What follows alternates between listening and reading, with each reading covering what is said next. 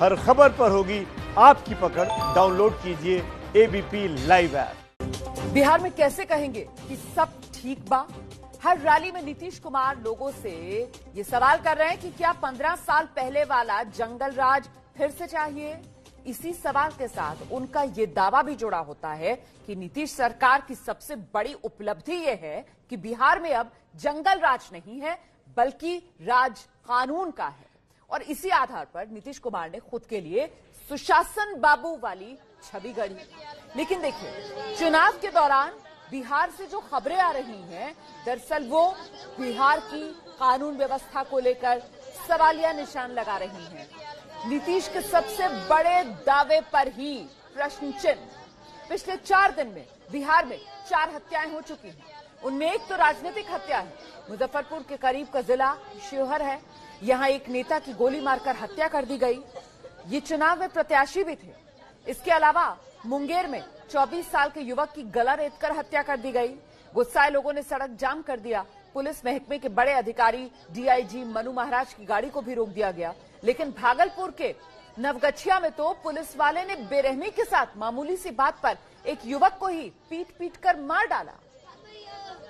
बात सिर्फ इतनी थी कि लड़के ने पुलिस वाले से बैरिकेडिंग हटाने को कहा था। तो ये है हाल बिहार में कानून व्यवस्था का। और इसी को लेकर सवाल नीतीश कुमार के सुशासन बाबू वाली छवि पर।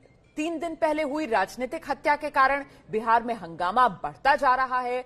शिवहर में विधानसभा चुनाव के एक उम्मीदवार को गोली मार दी गई।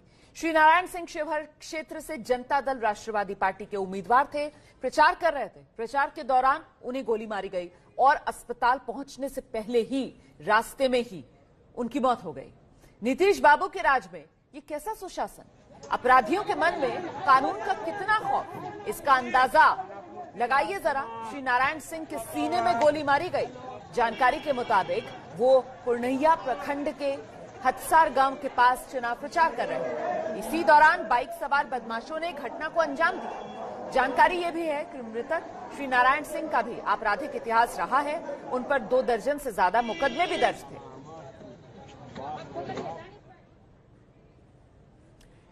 इस घटना में हालांकि गोली चलाने वाले अपराधी को लोगों ने पकड़कर पुलिस के हवाले कर दिया है। लेकिन शिवहर में जिस जगह पर इस पॉलिटिकल मर्डर को अंजाम दिया गया, एबीपी न्यूज की टीम ने वहां पहुंचकर लोगों से बात की तो पता चला कि हत्या के पीछे की वजह टिकट बंटवारा है। दिखाते हैं आपको एबीपी न्यूज संवाददाता निधि श्रीझा की रिपोर्ट। मैं इस वक्त शिवहर में मौजूद हूं और आपको बता दें कि शनिवार को एक प्रत्याशी जो कि शिवहर विधानसभा सीट से चुनावी मैदान में उतरे हैं, वो गांव में जन समर्थन मांगने जाते हैं और उनकी हत्या कर दी जाती है। सबसे पहले घटनास्थल की तस्वीर आप देख रहे हैं। कैमरे के जरिए आप देखकर समझिए कि श्री नारायण सिंह जिस प्रत्याशी का नाम था, उनकी आपराधिक छवि थी। दर्जनों संगीन आपराधिक मामले उन पर दर्ज थे।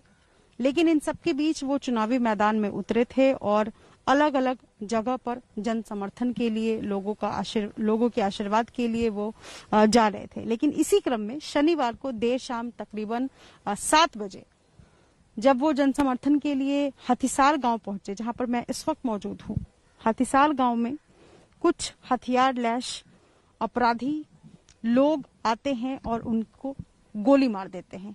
ताबड़तोड़ गोलियां चली और उसके बाद घटनास्थल से उनको अस्पताल ले जाया गया। लेकिन अस्पताल ले जाते उनकी मौत हो गई। श्री नारायण सिंह अव्वलतन दलित के, शोषित के, वंचित के, पीड़ित के और अकलियत समाज के सबसे निचले पायदान पर खड़े लोगों की वकालत करते थे।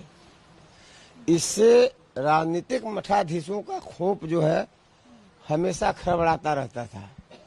श्री नारायण सिंह को पहले से ही आशंका थी कि मेरी हत्या हो सकती है। वो बार बार कहते थे कि जिस दिन जन समस्याओं के लिए संघर्ष करते हुए बर्बराताई के हाथ सड़कों पर गोली से मारा जाऊं, मैं अपने को धन्य समझूंगा। राजनीतिक साजिश के तहत हुआ है। लेकिन आप लोग ये कैसे कह सकते हैं? बिल्कुल कह सकते हैं मैम, सरकार की नाकामी है। 16 तारीख को नॉमिनेशन होता है और 24 तारीख तक मेरे को कोई सुरक्षा गार्ड प्रत्याशी को नहीं दिया जाता है। ये सरकार की नाकामी है ना मैम। नाराजगी तो थी, क्योंकि पार्टी के लिए काम करते थे, पार्टी टिकट नहीं देगा तो नाराजगी तो होगी ही। एंड वक्त पर आनंद मोहन के बेटे को टिकट दे दिया गया और वो चुनाव लड़ रहे हैं इस बार आरजेडी। धोखा तो होगा ही, धोखा होगा तो नाराजगी होगी।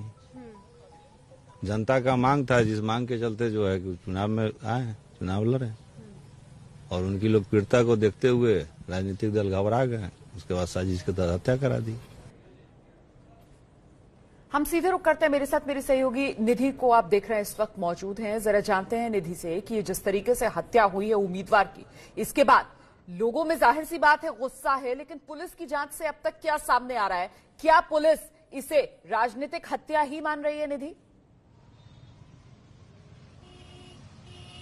देखिए रोमाना, सबसे पहले तो मैं आपको बता दूं कि ये जो हत्या हुई है इसमें परिवार जो कह रहा है वो बिल्कुल अलग बयान है, और पुलिस अभी तक कुछ भी कहने से साफ साफ बच रही है। सबसे पहली बात यह है कि शनिवार को ये घटना हुई, आज सोमवार है, और इस घटना में 2 लोगों की मौत हो चुकी है। एक तो जो प्रत्याशी थे जिनकी हत्या कर दी गई, दूसरा जो तमाम लोग वहां पर पहुंचे थे वो लोग जिस तरीके की बातें बता रहे हैं कि भीड़ ने आरोपी को भी मार डाला। उसके साथ साथ एक और शख्स था जो घायल है, जिसका इलाज चल रहा है। पुलिस उससे पूछताछ करने की कोशिश कर रही है, लेकिन पुलिस अभी कुछ भी बयान देने से बच रही है। सबसे बड़ी बात यह है कि 2 दिन हो गए, अभी तक कोई एफआईआर दर्ज नहीं हुआ है। कई लोगों के नाम सामने आ रहे। कल मैंने परिवार से बात की, परिवार का साफ साफ कहना है कि ये राजनीतिक हत्या है।